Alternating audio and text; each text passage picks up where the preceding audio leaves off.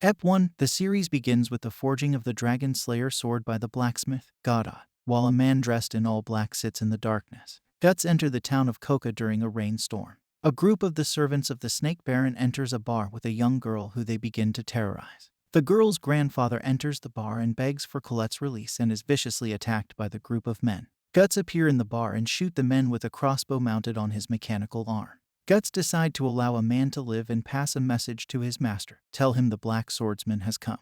As Guts is giving his orders, the only other surviving member of the group tries to sneak up behind him. Immediately, Guts kills the man using the Dragon Slayer. Later, a man tells the minister of Koka of the black swordsman. From a high window, the Snake Baron watches the search for Guts in the town and orders for the minister to be brought to him. He smiles and laughs, saying he has finally come. Elsewhere, Guts spends the night in a forest just outside of Koka, when a brand on his neck begins to bleed, and an evil laugh echoes. Flashing images of the first 4 god hands are seen: Slan, Ubik, Conrad, and Void, and finally, the 5th god hand, Femto, whom Guts addresses Griffith. Guts attempt to attack Femto with his sword, but the body dissipates into a swirl of spirits, revealing that this was an illusion. Later, Snake Baron then goes out into Koka, in his armor in the likeness of a snake, and burns the town to the ground, killing all the inhabitants. The minister is found in the midst of the town, impaled. Guts come there. Snake Baron orders his men to go and confront Guts, but they are also killed, with either more arrows or his sword. Guts then engage the Baron, who seems to be losing, until he changes from his human form, and Guts is thrown back easily, with the flick of the Baron's tail. The Baron laughs, saying that no human can kill him. He then repeatedly attacks Guts, crushing him with his tail. Just when it seems that the Baron has won, Guts uses the hidden cannon in his mechanical arm, and using the recoil is able to get the Dragon Slayer to inflict more wounds on the Baron. As Guts attacks, a Beherit flies off the Snake Baron and lands away from the two. As the Baron lies dying, Guts mockingly asks, "Didn't you say a human couldn't kill you?" The Baron suddenly realizes that Guts is one of the branded sacrifices. Guts leaves the Snake Baron to burn in the fires he had set to kill the humans of the town and retrieves the Beherit. A flashback shows Guts, still just a young boy and about to fight a knight at least twice as large as himself, Bazuso. Ep 2. A battering ram breaks through a pair of gates leading into a fort, which allows a large number of soldiers to rush in. The invaders are stopped by a single large knight wielding a battle axe, leaving them too afraid to approach. The man is identified as Bazuso, the 30-man slayer, also known as the Bear Slaughterer. Finally, a young Guts steps forward to fight Bazuso, who is at least twice his size. Bazuso laughs at him, saying that it's pathetic that a child is fighting and that they must be short on soldiers in the army. Guts rush forward and immediately puts Bazuso on the defense, and his axe crack against Guts' helmet.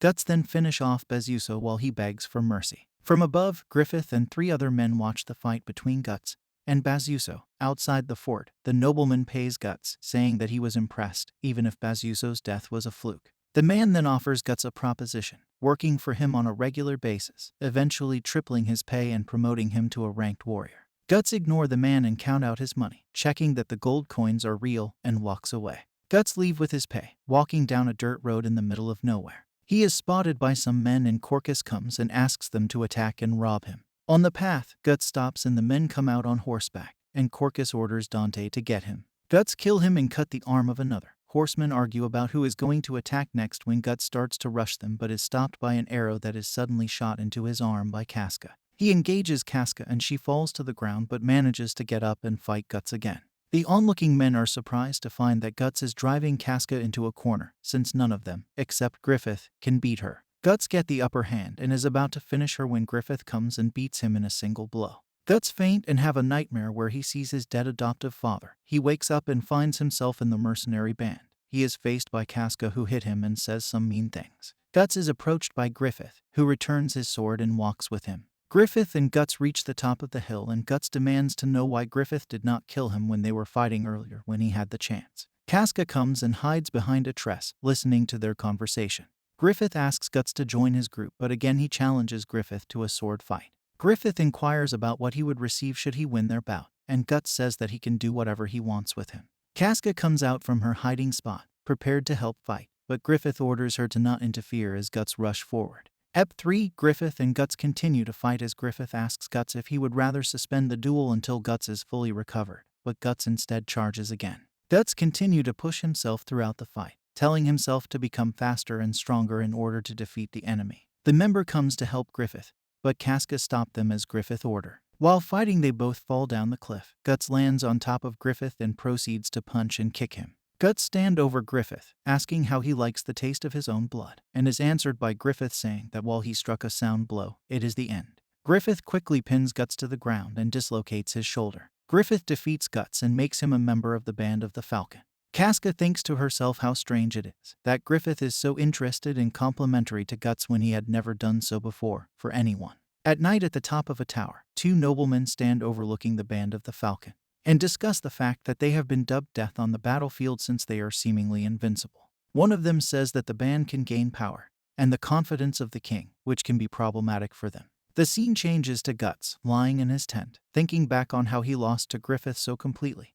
Guts angrily punches the ground, demanding to know just who Griffith is. Outside, he hears some man planning to kill him to avenge their fallen comrade, thinking it will be easy to kill him now since he is injured. Guts is happy to kill these men, calling them idiots, knowing that they will be no problem for him compared to Griffith. Outside, Casca comes up and stops the plan to attack Guts, telling the gathered men that even though he is injured, the group is still no match for him. Later, Griffith explains that band will go on a midnight raid. Much to the surprise of the band members, Griffith chooses Guts for the rear guard. At night, the band marches toward the enemy camp. The band charges into the camp, and Griffith orders for the fires to be set. The fire spreads, catching the ammunition stores, causing a massive explosion. As the band leaves, the cavalry chases them, and Guts alone face them. Guts is cornered when Griffith arrives and saves him. Later, a party is going on and Guts sit alone.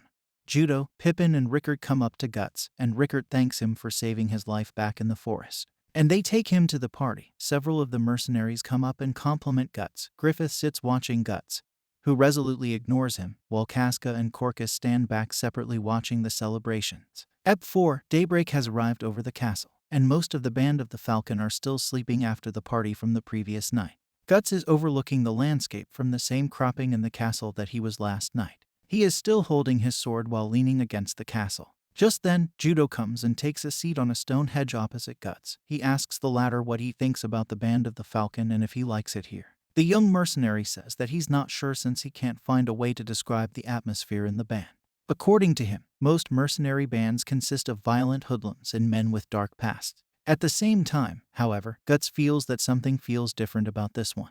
Judo thinks about this and then states that he never thought about it like that before. He smiles and concludes that the different feeling may be due to Griffith since everyone sincerely admires him and expect great things to come from staying with him. Guts changed the subject by asking Judo what kind of man Griffith really is. Judo can't give an answer, and soon Casca walks up halfway and calls the former, saying that Griffith wants to speak with him. Guts eventually finds Griffith in front of a well. He's naked and cleaning himself with the well's water. Griffith asks the former if he cares to join him, fill the bucket with water again, and dumps it on him. Soon the two start playfully splashing water at each other. Guts spots a strange necklace that Griffith's wearing. Griffith reveals to him that he received it from an old fortune teller many years ago.